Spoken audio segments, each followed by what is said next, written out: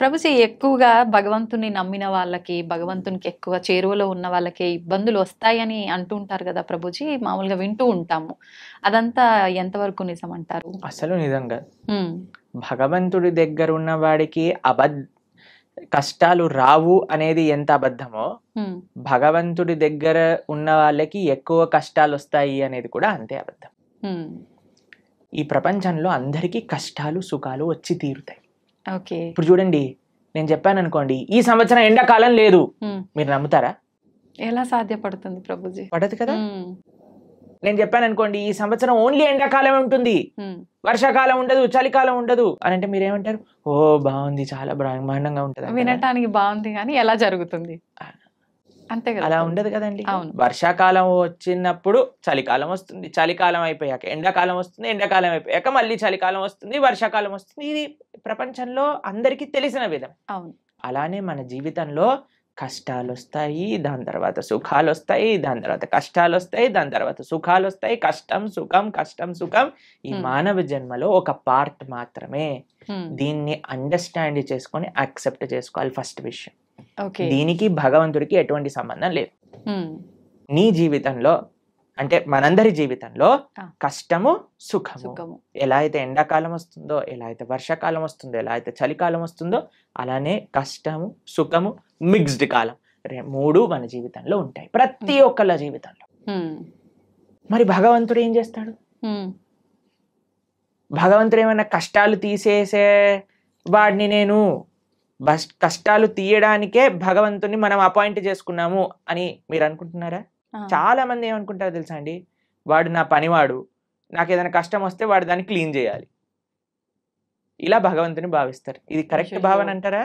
చాలా తప్పు ప్రభుజీ. తప్పేనా? మరి మనం ఎందుకు అలా అనుకుంటున్నాం? భగవంతుడికి మనం భగవంతుడి సేవ చేయాలా, భగవంతుడు మన సేవ చేయాలా? మనమే భగవంతునికి సేవ. మరి మనం ఆలయానికి వెళ్ళి చేస్తున్నాం, నాకు ఈ కష్టం వచ్చింది నువ్వు ఇది చేసేసాయి అంతే అని భగవంతుని మన సేవలో పెట్టుకుంటున్నాం. మనం ఎంత తెలివైన వాళ్ళని చూడండి. మనం భగవంతుడు కష్టాలు ఇవ్వడు, భగవంతుడు కష్టాలు తీసేయడు. భగవంతుడు కష్టాలలో దాన్ని ఎదుర్కొనే ధైర్యాన్ని ఇస్తాడు. కష్టం రూపంలో మనకేదన్నా మనం చెడు మార్గంలోకి వెళితే భగవంతుడు ఒక కష్టాన్ని సృష్టించి మనల్ని కాపాడుతాడు, ఎక్కువ ప్రమాదం జరగకుండా. అంతేకాని మనల్ని ఎప్పుడూ భగవంతుడు కష్టాలు పెట్టడు, కష్టాలని ఆపడు. మీకు ఒక ఎగ్జాంపుల్ చెప్తా. నిన్నే మేము టీవీలో చూసాము. ఒక అమెరికాలో అట ఒక ఫ్లైట్లో 2 సీట్లు ఖాళీగా ఉన్న సీట్లు ఒకసారిగా దే బ్లూ ఆఫ్, పేలిపోయాయట ఫ్లైట్లో. అయితే ఆ 2 సీట్లలో ఉన్న వాళ్ళకి అసలు ఎందుకు రాలేదు వాళ్ళు అని చేస్తే, వాళ్ళిద్దరి జీవితాలలో ఏదో లాస్ట్ మూమెంట్ ఏదో అయిపోయి వాళ్ళు వెళ్ళలేకపోయారట. అరే మేము ఫ్లైట్ మిస్ అయిపోయాం, ఆ డబ్బులు పోయాయి, అవి ఇవి అని ఫుల్ బాధపడ్డారట. ఎప్పటి వరకు అంటే ఆ 2 సీట్లు పేలిపోయాయి అని తెలిసినంత వరకు. ఇప్పుడు దాన్ని వెస్టర్న్ టర్మినాలజీస్ లో బర్న్ట్ టోస్ట్ ఫినామినా అని అంటున్నారు అనమాట. అది మీకు టెక్నికల్ టర్మ్స్. అది ఏంటంటే ఏది జరిగినా సరే మన మంచి కోసం జరుగుతుంది అని టైం కానీ మనకి చెప్పదు. ఇప్పుడు మనకి ఈ రోజు ఈ కష్టం వచ్చింది అని అనుకున్నా, ఇప్పుడు సపోజ్ మనకి కాలు ఇరిగింది అని మనం అనుకున్నా, ఒక యాత్రకి వెళ్ళలేదు, తర్వాత తెలిసింది ఆ యాత్ర బస్సే బోల్తా పడిపోయింది. ఇప్పుడు ఏం కాలు ఇరగటం బెటరా, బస్ నుంచి కింద పడిపోవటం బెటరా? కాలు ఇరగటమే బెటర్, అంతే కదండి. కాబట్టి మనకి ఈ రోజు దేవుడా నాకెందుకు అలా చేసావు, నాకెందుకు ఈ అన్యాయం చేసావు అని అంటే, వెయిట్ చేయి స్వామి, నీకే తెలుస్తుంది దేవుడు నీకు అన్యాయం చేయలేదని.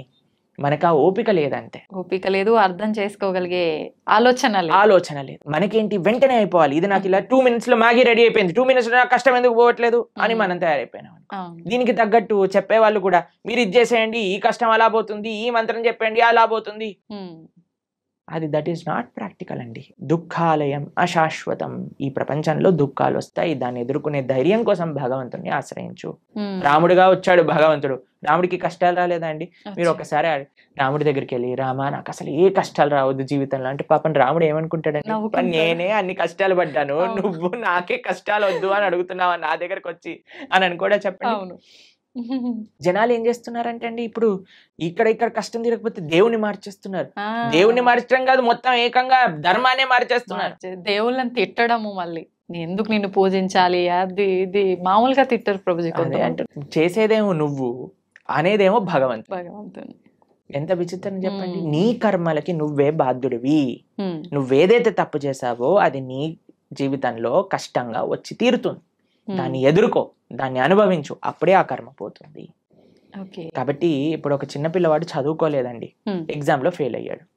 ఇప్పుడు ఓయ్ నాకు టీచర్ తక్కువ మార్కులు ఇచ్చింది అందుకే నేను ఫెయిల్ అయ్యా అని అంటే మనం ఏం చేస్తామండి, ఒరే నువ్వు ఇప్పుడు ఏం చేయలేవురా, మళ్ళీ చదువుకొని ఇంప్రూవ్మెంట్ రాయాల్సిందే, అంతే. ఆ ఏరియర్ క్లియర్ చేయాల్సిందే, అది నీ బాధ్యత, చదువుకోవాల్సిందే. ఉమ్, కాబట్టి వాడే కష్టపడాలి, వాడే చదవాలి, వాడే ఎగ్జామ్ రాయాలి, వాడే పాస్ అవ్వాలి. అంతే. అలానే మనకి ఎవ్వరు మోటివేషన్ ఇవ్వగలుగుతాం అంటే ఈసారి బాగా చదువుకో, ఇంకొద్దిగా వాటికి ఒక ట్యూషన్ పెట్టించగలం తల్లిదండ్రులుగా, నీ పక్కనే ఉండి ధైర్యం చెప్పగలం, అంతే కదా. అంతే. అదే మన భగవంతుడు ప్రయత్నం చేసే ఒకటే పని. ఉమ్, నువ్వు నీ కష్టాన్ని నువ్వు దాటుతూ ఉండు, నేను నీ వెంట ఉంటా. ఉమ్, ఆ ధైర్యం భగవద్భక్తి మనకిస్తుంది. ఓకే. కాబట్టి ధర్మాన్ని మార్చేసే వాళ్ళు ఒక్కసారి ఆలోచన చేయండి. తల్లిదండ్రుల్ని మార్చుకోమా. అవును. వేరే వాళ్ళ తల్లిదండ్రులు ఏదో కొత్త బ్యాగ్ కొనిచ్చారు, స్పైడర్ మ్యాన్ బ్యాగ్ కొనిచ్చారు, మా అమ్మ నాన్న స్పైడర్ మ్యాన్, నేను వాళ్ళ ఇంటికి వెళ్ళిపోతాను, వెళ్ళిపోతామా? లేదు. ఎంత సిల్లీయో, ఎంత worst thing to do in life. అలానే మన ధర్మాన్ని వదిలేసి వేరే ధర్మాలకి ఏదో కష్టాలు పోతాయి మాకు, ఉమ్, కష్టాలు తీర్చేవాడు దేవుడే కాదు. మీకు ఒక విషయం తెలుసా అండి, అవునా ప్రభుజీ? ఉమ్, ఎవరైనా చెప్పారనుకోండి ఇది చాలా పవర్ఫుల్, మొత్తం కష్టాలని పోతాయి, అక్కడికి అస్సలు వెళ్ళకూడదు. ఎందుకని ప్రభుజీ? ఎందుకు అని అంటే ఇప్పుడు కష్టాలు పోయాయి అనుకోండి, మన కర్మ ఎప్పుడో ఒకసారి మన కర్మ అనుభవించాల్సిందే కదా. ఈ రోజు కాకపోతే రేపు తప్పదు. కాబట్టి నీ కష్టం ఈ రోజు మాయమైపోయింది అని అనుకోండి, ఈ రోజు మాయమైపోతుంది, రేపు వస్తుంది, దాన్ని నువ్వు తప్పించుకోలేవు. ఓకే. అంటే మనం చేసుకునే కొన్ని పుణ్య కార్యాల వల్ల మన పాపాలు తొలగిపోయే అవకాశం ఉంటుంది అని అంటారు కదా ప్రభుజీ. దాంట్లో భాగంగా పుణ్యము, మంచి పనులు పుణ్యాన్ని ఇస్తాయి, చెడు పనులు పాపాన్ని ఇస్తాయి. ఓకేనా? పుణ్యం సపరేట్ గా అనుభవించాలి, పాపం సపరేట్ గా అనుభవించాలి. పుణ్యం ఎక్కువ చేసేస్తే పాపాన్ని అది తొలగించదు. అర్థమైందా మీకు? ఓకే. ఓకే. ఇప్పుడు పుణ్యం ఏదైతే ఉందో దాన్ని మీకు స్వర్గానికి తీసుకెళ్తుంది అని అనుకోండి, పాపం ఏదైతే ఉందో దాన్ని మీకు నరకానికి తీసుకెళ్తూ ఉందనుకోండి. మీరు ఎక్కువ పుణ్యం చేసేస్తే ఈ పుణ్యం వెళ్ళి పాపాన్ని ఇది చేసేదన్నమాట. పుణ్యం ఖాతానే, పాపం ఖాతానే. ఈ రెండూ పోవాలి, ఈ రెండుతో మాకు పని లేదు అని అన్నప్పుడు మనం భగవంతుడికి శరణాగతి చేయాలి, భగవంతుడి యొక్క భక్తి చేయాలి. అప్పుడు మనకి పుణ్యంతో సంబంధం ఉండదు, పాపంతో సంబంధం ఉండదు. భగవంతుడిని ఆశ్రయించడం, భగవంతుడిని చేరుకోవటం, ఇది భక్తి మార్గము అని అంటే. కాబట్టి ఫస్ట్ పాపాచరణ మానుకోవటం మనుష్యత్వం, మనుష్యత్వంలో పుణ్యాచరణ, మంచి మనిషిగా మారటం, మంచి మనిషిగా మారిన తర్వాత ధర్మాన్ని తెలుసుకొని భక్తిని ఆశ్రయించి భక్తుడుగా మారటం. ఇట్లా 3 స్టేజెస్ ఉన్నాయి. కాబట్టి ఫస్ట్ స్టెప్ ఇస్ పాపాన్ని పక్కన పెట్టండి, పాపాచరణ తప్పు. దాని తర్వాత నెక్స్ట్ స్టేజ్ మంచి మనిషిగా మారటం, మంచి మనిషిగా మారాక ధర్మం గురించి, దేవుడి గురించి తెలుసుకోవటం, భగవంతుని ఆశ్రయించటం. అప్పుడు మనకి పాపంతో సంబంధం ఉండదు, పుణ్యంతో సంబంధం ఉండదు, భగవంతుడితో మాత్రమే సంబంధం ఉంటుంది. అలా సాధ్యపడుతుందా ప్రభుజీ అట్లా ఉండడం? తప్పకుండా. ఇప్పుడు చూడండి, రోడ్డు పైన మురికి నీళ్ళు ఉన్నాయనుకోండి, ఒక మనం బకెట్ల మురికి నీళ్ళు రోడ్డు పైన పడేసాం అనుకోండి, మీరు మధ్యాహ్నం కల్లా వచ్చారనుకోండి, అక్కడ ఒక్క చుక్క నీరు కూడా ఉండదు. ఎందుకు చెప్పండి? సూర్యుడు మొత్తం లాగేస్తాడు, అన్నిటినీ ఎవాపరేట్ చేసేస్తాడు, అంతేనా? పెద్ద నదులే ఎవాపరేట్ అయిపోతాయి. సూర్యుడికి ఆ శక్తి లేదా? అలానే భగవంతుడికి కూడా ఆ శక్తి ఉంది. భగవంతుడిని ఆశ్రయించినప్పుడు, భగవంతుడికి శరణాగతి, భగవంతుడు చెప్పిన మార్గాన్ని, అలా దేవుడి దగ్గరికి వెళ్ళి 10 రూపాయల టికెట్ ఇచ్చి అయ్యా నీకు అర్చన చేయించేసా, నా పాపాన్ని తీసేసాయి, ఇలా బిజినెస్ ట్రాన్సాక్షన్ కాదండి. మనస వాచ కర్మన భగవద్ మార్గంలో మనం నడిచినప్పుడు, భగవంతుడికి శరణాగతి చేసినప్పుడు ఆయన మన దగ్గర ఉండే ఎటువంటి కర్మ బ్యాగేజ్ నైనా సరే ఆయన మొత్తం డిసపియర్ చేసేయగలరు. అది భగవంతుడికి ఉండే శక్తి. ఎప్పుడు మనం నిజమైన భక్తి మార్గంలో నడిచినప్పుడు, అది ముఖ్యం. ఓకే. హడావిడి హంగామాలు ఆర్భాటాలు చేస్తుంటారు మామూలుగా భగవంతుడి విషయంలో వచ్చేసరికి, అవన్నీ కాకుండా మనస్ఫూర్తిగా మనం దైవ మార్గంలో ఉండాలి. హంగామా, హడావిడి, ఆర్భాటం ఎందుకు చేయకూడదు? చేయొచ్చా గురుగారు? ఎందుకు చేయకూడదు అని అడుగుతున్నాను. ఒక మ్యారేజ్ డే మనం సెలబ్రేట్ చేసినప్పుడు 25th మ్యారేజ్ యానివర్సరీ పెద్దగా గందరగోళం చేసేసినప్పుడు, పిల్లవాడి ఫస్ట్ బర్త్డే ఇంత పెద్దగా చేసినప్పుడు, ఒక పెళ్లికి కొన్ని లక్షల కోట్లు ఖర్చు పెట్టేసినప్పుడు భగవంతుడికి పూజ మాత్రం ఎటువంటి ఏమీ చేయకూడదు. స్వామికి దాలియాలు కట్టకూడదు. మన వాళ్ళు ఇప్పుడు మొన్న మాకు ఒక వీడియో పంపించారు. ఒక ఫేమస్ యాక్ట్రెస్ బాలీవుడ్ లో అంటుంది, నేను టాయిలెట్ కైనా డబ్బులు ఇస్తాను కానీ గుడి కట్టడానికి డబ్బులు ఇవ్వను అని. ఎందుకు అంత? ఎందుకు అని అంటే నో మోర్ రిలీజియస్ ఇన్స్టిట్యూషన్స్ అని ఏదో దానికి జనాలందరూ కరెక్టే చెప్పింది, రిలీజియస్ వల్ల ఒక ఆలయం కట్టడం వల్ల ఏమి పని ఉంది దానికి అని అంటున్నారు. ఎందుకంటే అందరు ఇలాంటి మెంటల్ గా తయారవుతారు. అవును, ఆలయాలు లేవు కాబట్టి, రిలీజియస్ ఇన్స్టిట్యూట్స్ తక్కువ అయ్యాయి కాబట్టి ఇలాంటి వాళ్ళు పుడుతున్నారు. నిజమే. టాయిలెట్ మెంటాలిటీ కలిగిన వాళ్ళు. అదే ఆలయానికి ఇచ్చుంటే, భగవంతుడికి ఇచ్చుంటే మంచి మనస్తత్వం ఉన్న వాళ్ళు పుట్టేవారు. ఇలాంటి వాళ్ళని ప్రపంచంలో ఎవరు గుర్తుండరండి. ఒక 10-15 ఏళ్ల తర్వాత ఎవరిని దే విల్ నాట్ రిమెంబర్. కానీ మనం ఇప్పటికీ గుర్తు పెట్టుకునేది ఎవరిని అని అంటే శివాజీ మహారాజ్ లాంటి రాజులని, ఎవరైతే ధర్మం కోసం కాపాడారు, దేశం కోసం ప్రయత్నం చేశారు. దేశం కోసం, దైవం కోసం, సమాజం కోసం ఇటువంటి భావనలే రావట్లేదండి జనాలకి ఈ మధ్య. మొత్తం ఫ్యాషన్ అయిపోయింది. భగవంతుడి యొక్క ఆలయం రామ మందిరం కట్టడానికంటే ఎందుకు ఇన్ని వేల కోట్లు అందరినీ పేద ప్రజలకు పంచేయచ్చు కదా. ఎన్ని రోజులు పంచుతావు అనేది ప్రశ్న. ఈ రోజు నువ్వు అన్నం పెట్టగలవా, రేపు పెట్టగలవా, ఎల్లుండి పెట్టగలవా, ఆకలి తీరుతుందా? కానీ భగవద్ ఆలయం ఏం చేస్తుంది అంటే మనసుని మారుస్తుంది, ఒక మంచి ప్రేరణనిస్తుంది. ఒక ఆలయం దేన్ని విషయాలకి కేంద్రం చూడండి మీరు. ఒకటి ఆర్ట్, కల్చర్, ట్రెడిషన్, హెరిటేజ్, ఎన్నిటిని నిలుపుకుంటుంది రామమందిరం. ఒక మందిరం మీరు చూసారంటే ఎన్ని వ్యవస్థలు, పూలు అమ్ముకునే వాళ్ళకి మందిరం, ఒక ఫార్మింగ్ చేసే వాళ్ళకి మందిరం, ఒక ఆర్ట్స్ నేర్చుకునే వాళ్ళకి మందిరం, భగవంతుని ఆశ్రయించిన వాళ్ళకి మందిరం. ఒక మనసులో ఒక ఉత్సాహం, ఒక నమ్మకం, ఒక విశ్వాసం, ఒక ధైర్యం కావాలంటే గుడికి వెళ్తామండి. మీరు మీ జీవితంలో ఎప్పుడైనా వెళ్ళారా అలా? అందరం వెళ్ళే ఉంటాం కదా. ధైర్యం కావాలి. భగవంతుడా మేము ఈ కష్టంలో ఉన్నాం, ఒక ధైర్యం నింపుకోవడానికి భగవంతుడి దగ్గరికి వెళ్ళి చెప్పుకుంటాం మనం. ఎక్కడికి వెళ్తాం ధైర్యం కావాలంటే చెప్పండి. అసలు ఈ ప్రపంచంలో ఎక్కడైనా ఏ ప్రదేశం ఉందా ధైర్యం కోసం వెళ్ళడానికి? మీరు థియేటర్కి వెళ్తే ధైర్యం వస్తుందా? లేదు. పార్క్కి వెళ్తే ధైర్యం వస్తుందా? లేదు. షాపింగ్ మాల్కి వెళ్తే ధైర్యం వస్తుందా? భగవంతుడి దగ్గరికి వెళ్తే ధైర్యం వస్తుంది. ఆ నమ్మకం, ఆ విశ్వాసం, ఆ పట్టుదల. ఏదో ఒకటి ఇన్స్టిట్యూషన్, మన కల్చర్ని, మన ఆర్ట్ని, మన ట్రెడిషన్ని, మన సాంప్రదాయాన్ని నేర్పించే ఇన్స్టిట్యూషనే మందిరం. కాబట్టి మనకి వీ వాంట్ ఎవ్రీథింగ్. ఎప్పుడైనా మీరు హైదరాబాద్ లో ఈ 5 స్టార్ హోటల్ కట్టబోతున్నారు, వాడిని అడిగారండి, ఎందుకు 5 స్టార్ హోటల్ కడుతున్నావు, నీ పక్క నుండి స్లమ్ లో అన్ని డబ్బులు బంచేసాయి, 1 స్టార్ హోటల్ కట్టే సరిపోతుంది అని మనం ప్రశ్నిస్తామండి? లేదు. ఎందుకు? మనకు కావాలి. ఎవరైనా 700 crores 5,000 crores పెట్టి మూవీస్ తీస్తే వాడికెళ్ళి చెప్తామా, ఒరే నువ్వు ఈ మూవీ తీయకరా, మేమందరం ఏం పర్వాలేదు, చూడకపోయినా పర్వాలేదు, నువ్వు 1000 కోట్లు పనిచేసే జనాలకి అని చెప్తారా అండి ఎవరైనా? లేదు. దీంట్లో మనకి ఏం ప్రాబ్లం లేదు. కానీ ఎప్పుడైతే భగవంతుడికి ఏదన్నా సేవ చేస్తున్నారనుకోండి, భగవంతుడికి అభిషేకం చేస్తే వెంటనే పాలేంటి అని అంటారు. నేను చూసానండి సినిమా హీరోల కట్అవుట్లకి పాలాభిషేకాలు చేస్తూ ఉంటారు.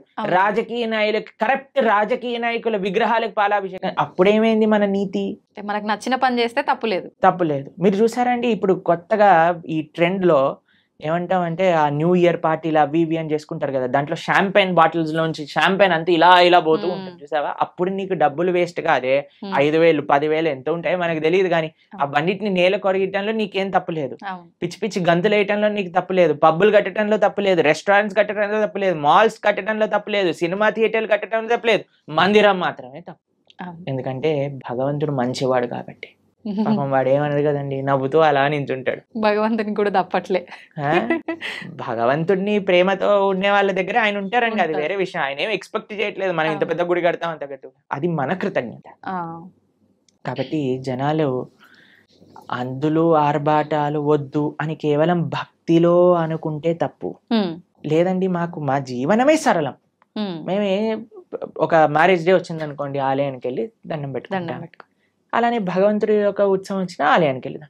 లేదండి మేము మ్యారేజ్ డే మాత్రం ఒక 2-3 లక్షలతో చేస్తాము, కానీ కృష్ణాష్టమికి మాత్రం 100 రూపాయలు ఖర్చు పెడతాం. అది తప్పు. ఇక్కడ చూపించే కావాలి, ఇక్కడ చూపించే వ్యక్తిత్వం గురించి మాట్లాడుకోవట్లేదండి. కేవలం నేను చూపించడానికే పూజ చేస్తా అనటం తప్పు. కానీ భగవంతుడికి ప్రేమతో నేను ఇంత గొప్పగా చేసుకోగలుగుతాను అని అనుకోవటంలో తప్పేమీ లేదు. చేసుకోవచ్చు, కానీ మన హృదయంలో ఆ భక్తి, ఆ ప్రేమ అనేది ఉండాలి. ఓకే, ఏమంటారు మీరు? నిజమే ప్రభుజీ, ఉండాల్సిందే. చాలా తక్కువ మందిలో ప్రభుజీ రాను రాను ఇంకా అంటే ఎక్కువ ఆధ్యాత్మిక మార్గంలో భగవంతునికి దగ్గరగా ఉండాలంటే ఎక్కువ అంటే ఏమంటారు సెంటిమెంట్లు, కండిషన్లు ఎక్కువ ఉండాల్సిందేనేమో అని చెప్పి లిమిట్ లో అని అందరు జనాల్ని ఒక మబ్బలో పెట్టేశారు జనాలు. కానీ మీరు మనందరం కలిసి ఇంకా ఇంకా ప్రజలలో ఆ చైతన్యాన్ని తీసుకొని రావాలి. అవును ప్రభు. భక్తి అంటే కేవలం sentiments, rules, regulations, conditions, impositions కాదు. భక్తి అంటే ఎంతో సరళమైన, సున్నితమైన, ఆనందకరమైన, ఉత్సాహకరమైన, మనశ్శాంతిని ఇచ్చే ఒక ప్రాసెస్ అని మనందరం కలిసి జనాలకి చెప్పినప్పుడు అప్పుడు మాత్రమే వాళ్ళు నిజమైన భక్తి అంటే ఏంటో అర్థం చేసుకోగలిగే స్థితిలోకి వస్తారు. నిజమే ప్రభుజీ. ఇంకా ఇంకా ఇంటర్వ్యూస్ చేయాలి ఇలా. తప్పకుండా చేద్దాం ప్రభుజీ, మార్పు మనతోటే మొదలు పెడదాం. ఓకే, అయితే ప్రభుజీ నేటి అల్ట్రా మోడర్న్ జనరేషన్ వాళ్ళకి కృష్ణతత్వాన్ని అనుసరించాల్సిన ఆవశ్యకత ఎంతవరకు ఉంది ప్రభుజీ? ఏ జనరేషన్ వాళ్ళకైనా కృష్ణుని, భగవంతుణ్ణి అనుసరించాల్సిన అవసరం ఉన్నది. ఎలా అయితే మనకి ఓషన్లో ఉండే బోట్స్కి మీరు లైట్ హౌస్ అని ఉంటుంది తెలుసు కదా, అక్కడ నుంచి లైట్ వస్తుంది. ఆ లైట్ని చూస్తే వాళ్ళకి ఎక్కడికి వెళ్ళాలి అనే విషయం అర్థమవుతుంది. లేకపోతే ఎక్కడ నేల ఉంది, ఎక్కడ మనం దాటచ్చు ఈ సముద్రాన్ని అనేది తెలియదు. ఇప్పుడు మనందరికి ఒక లైట్ హౌస్ లాంటి వాడు అన్నమాట. భగవంతుడు, భక్తి, గురువు, శాస్త్రము ఇవన్నీ ఒక లైట్ హౌస్ లాంటిది. మనందరం ఈ సంసారంలో బోట్ సముద్రంలో చూసారండి, ఎలా ఇలా పైకి ఇటు ఊపుతుంది, అటు ఊపుతుంది, సామాన్లన్నీ కింద పడిపోతూ ఉంటాయి. అవును, అలా మన పరిస్థితి కూడా అలానే ఉంది. మానసికంగా, వ్యక్తిగతంగా, ఎమోషనల్, ఫిజికల్, మెంటల్ అన్ని స్టేట్ లో వీఆర్ ఆల్ డిస్టర్బ్డ్. కానీ ఎప్పుడైతే ఆ లైట్ హౌస్ మనకు కనిపిస్తుందో, భగవత్ తత్వము అనేది ఏదైతే మనం తెలుసుకుంటామో అప్పుడు మనకి హోప్ ఉంటుంది జీవితంలో. ఇక్కడ ఒడ్డు ఉన్నది, ఇక్కడికి వెళ్తే మేము సురక్షితంగా ఈ సముద్రం నుంచి బయట పడగలుగుతాము అని. కాబట్టి ఏ అల్ట్రా మోడర్న్ అయినా, ఎటువంటి వాళ్ళైనా సరే అందరికీ శరణు భగవంతుడు. కాబట్టి ఎప్పుడైతే ఆ కేంద్రం మనకి ఉందో జీవితంలో, మంచి ధర్మం, సమాజ సేవ, దేశ సేవ, భగవత్ సేవ అనే కేంద్రం వైపు ఎప్పుడైతే మనందరం నడుస్తామో అప్పుడు ప్రతి ఒక్కళ్ళలో ఆధ్యాత్మికత, ఆ ఆనంద భావన అనేది కలుగుతుంది. కానీ ఇప్పుడు ప్రస్తుత సమాజంలో మోడర్న్, అల్ట్రా మోడర్న్ అన్నారు కదా మీరు, ఎంత అల్ట్రా మోడర్న్ అయితే అంత అల్ట్రా ప్రాబ్లమ్స్ వస్తున్నాయి. ఇది నిజం ప్రభుజీ. ఎప్పుడైనా మీరు డిప్రెషన్ అనేది విన్నారా అండి? మేమైతే మా టైంలో డిప్రెషన్ ఏంటి, మెంటల్ హెల్త్ ఇష్యూస్ ఏంటి, ఈ సైకాలజిస్ట్, సైకియాట్రిస్ట్ దగ్గర 3,000-4,000 రూపాయలు వారానికి ఖర్చు పెడుతున్నారు ఇప్పుడు చిన్న యూత్ లో ఉండే పిల్లలకి. చిన్న చిన్న పిల్లల డిప్రెషన్. ఇప్పుడు ఎవరికి తెలియదు అసలు ఈ మెంటల్ హెల్త్ ప్రాబ్లమ్స్ ఏంటి అనేది ఎప్పుడు వినలేదు.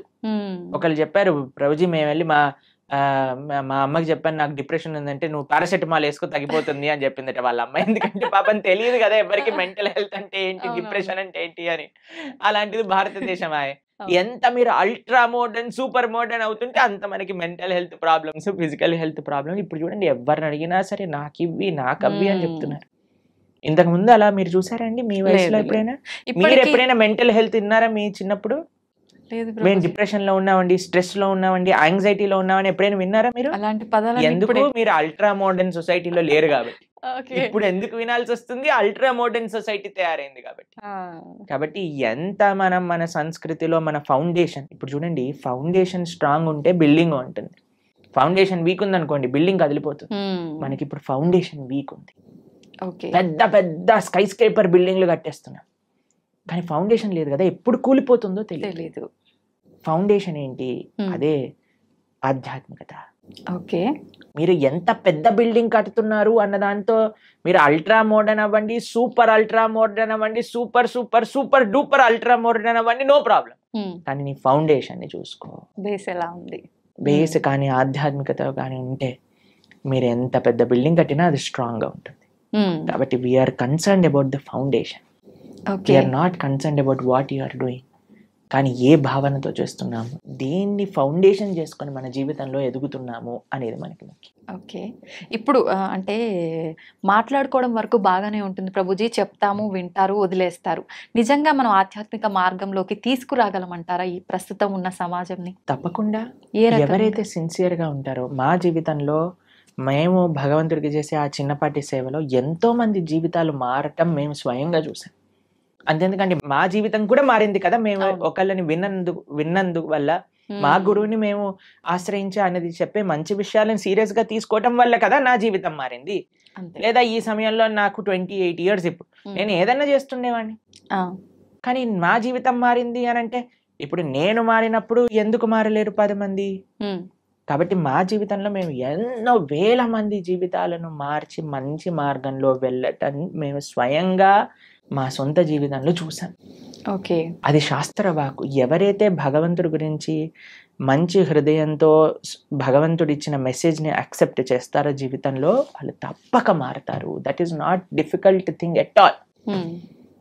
కేవలం మంచి విషయాలు మనం వినగలగాలి, మంచి వాళ్ళ సత్సంగంలో ఉండగలగాలి, మంచి ఆధ్యాత్మిక పుస్తకములు చదవగలగాలి, మన మంచి ఆహారాన్ని స్వీకరించటంతో పాటు మంచి అలవాట్లు అన్నీ మనకు ఉండగలిగితే తప్పకుండా మారుతాం. And we will change for good and we will be all happy. Prabhuji, ఆధ్యాత్మిక మార్గంలో నడిస్తే అంత మంచే జరుగుతుంది, ఆ మార్పు అనేది మొదలవ్వాలి అనుకున్నాం. అసలు నిజంగా ఆధ్యాత్మికం వైపు వెళ్ళాలి అన్న ఆలోచన కలిగే వాళ్ళు కొంతమంది ఉంటారు ఇలాంటి మాటలు విన్న తర్వాత. అటువంటి వాళ్ళ ఆలోచన విధానము అనేది ఏ రకంగా ఉంటే బాగుంటుంది గురుజీ? ఫస్ట్, ఆధ్యాత్మిక మార్గంలో మొట్టమొదటి అడుగు శ్రవణం. ఓకే. శ్రవణం కీర్తనం విష్ణు స్మరణం పాద సేవనం అర్చనం వందనం దాస్యం సాఖ్యమాత్మ నివేదనం అని ప్రహ్లాదుడు భాగవతంలో చెప్తాడు. మొట్టమొదటి అడుగు శ్రవణం. ఇప్పుడు ఎవరికైనా ఆధ్యాత్మిక మార్గం అంటే ఏంటి తెలుసుకోవాలి అని అనుకుంటున్నారు అనుకోండి, అసలు ఆధ్యాత్మిక మార్గంలో నేను ఎలా ఉండాలి, ఒక బేసిక్ బుక్ అనేది మనకి సనాతన ధర్మానికి ఒక పుస్తకం, ఒక మాన్యువల్, ఒక మెషిన్ కొన్నాం అనుకోండి, ఒక మాన్యువల్ కావాలి కదండి. అలా అసలు మనం ఏమి చెయ్యాలి మానవ జన్మ వచ్చాక అని చెప్పేదే భగవద్గీత. మీరు మన ఛానల్లో, ప్రణవానంద దాస్ అనే ఛానల్లో, ఇప్పుడు ఎవరికైనా మీకు ఈ ఇంటర్వ్యూ వినటం వల్ల అసలు మాకు ధర్మం అంటే ఏంటి, హిందూ ధర్మం అంటే ఏంటి, అసలు భగవంతుడు ఏం చెప్పాలనుకుంటున్నాడు, అసలు మానవుడు ఏం చెయ్యాలి అని మీకు ప్రశ్నలు ఉన్నాయనుకోండి, మనం 18 lectures మాత్రమే, ఒక్కొక్క లెక్చర్ 1 hour మాత్రమే ఉంటుంది.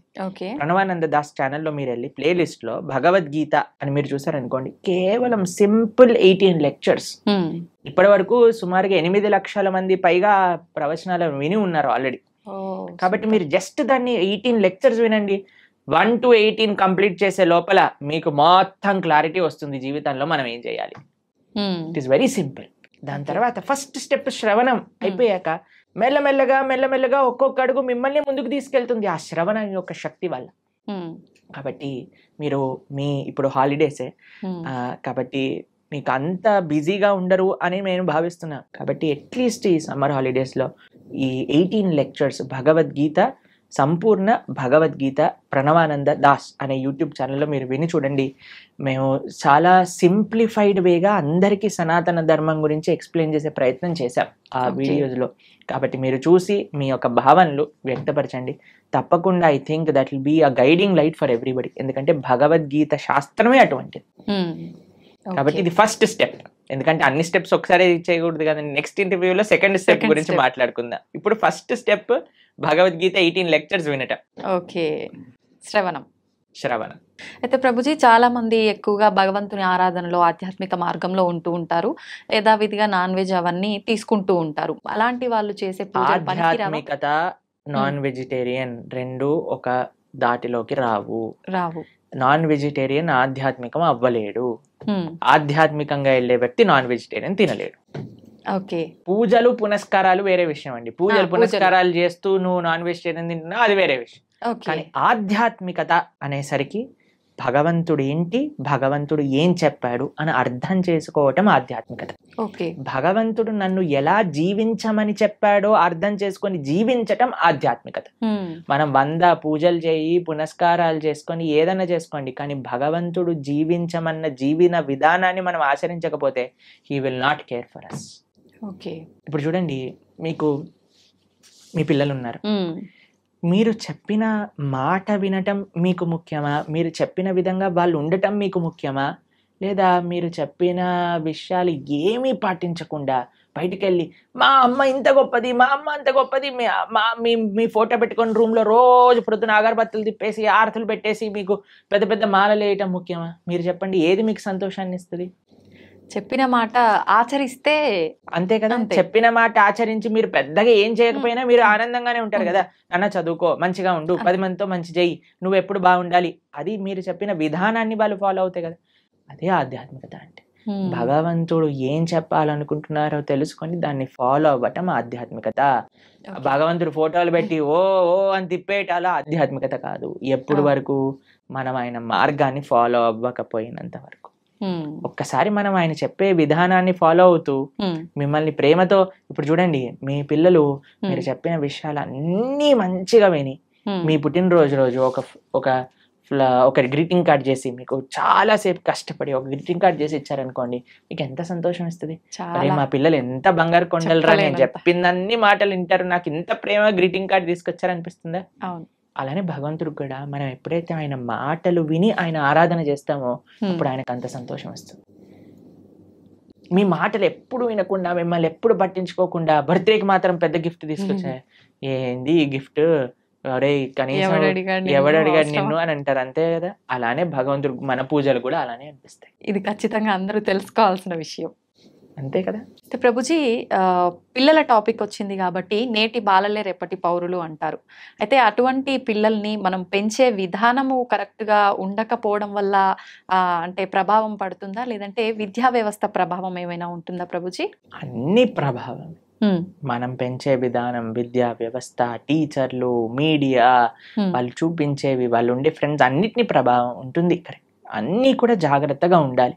ఇప్పుడు అన్నిటినీ మార్చేయలేం కదండి. మన వంతు మన మార్పు మనతోటి ప్రారంభం అవ్వాలి. కాబట్టి ఇప్పుడు చూడండి, అందరి పిల్లలకి హాలిడేస్ టైం. ఇప్పుడు మీ హాలిడేస్ లో మీ పిల్లలకి ఏం నేర్పిస్తున్నారు? ఎన్నో మంచి ఆధ్యాత్మిక కేంద్రములలో సేవా మాధ్యమంగా సమ్మర్ క్యాంప్స్ జరుగుతున్నాయి. మన ఇస్కాన్ హైదరాబాద్లో సమ్మర్ క్యాంప్స్ చేస్తున్నారు, మేము ఆదిలాబాద్లో రేపు సమ్మర్ క్యాంప్ చేస్తున్నాం. పిల్లలకి కనీసం సెలవులు వచ్చినప్పుడైనా మంచిగా సేవ చేసుకునే ఒక అవకాశాన్ని ఇవ్వండి. గోశాలకి తీసుకెళ్ళండి, శ్లోకాలు నేర్పించండి, మ్యూజిక్, మన క్లాసికల్ మ్యూజిక్ నేర్పించండి, క్లాసికల్ డాన్స్ నేర్పించండి. మన కల్చర్కి ఎంత దగ్గరగా మనకి సమయం ఉన్నప్పుడు, ఇప్పుడు స్కూల్ ఉన్నప్పుడల్లా అంటే కష్టమే, కానీ అట్లీస్ట్ ఫెస్టివల్స్ టైంలలో మనకి ఇలా సమ్మర్ హాలిడేస్ వచ్చినప్పుడు, వింటర్ వెకేషన్స్ వచ్చినప్పుడు మనం ఏదైనా మంచి ఆధ్యాత్మిక ప్రదేశానికి తీసుకెళ్ళటం, అక్కడ ఉండే మంచి వ్యక్తులతో కల్పించటం, మాట్లాడించటం, వాళ్ళకి కల్చర్ని ఇంట్రడ్యూస్ చేయటం, ఇలా కానీ మన శక్తియుతంగా మనం ప్రయత్నించి, ఇప్పుడు చూడండి we can do our best. దాని తర్వాత ఇంకా వాడికి జీవితంలో ఏం చేసుకుంటారో అనేది వాళ్ళ ఇష్టం. కానీ మనము ఇవ్వకపోతే మన తప్పు అవుతుంది. కాబట్టి వాట్ వీఆర్ సేయింగ్ ఇస్, అందరు పేరెంట్స్ కూడా మీ వైపు నుంచి మీరు ప్రయత్నం చేయండి.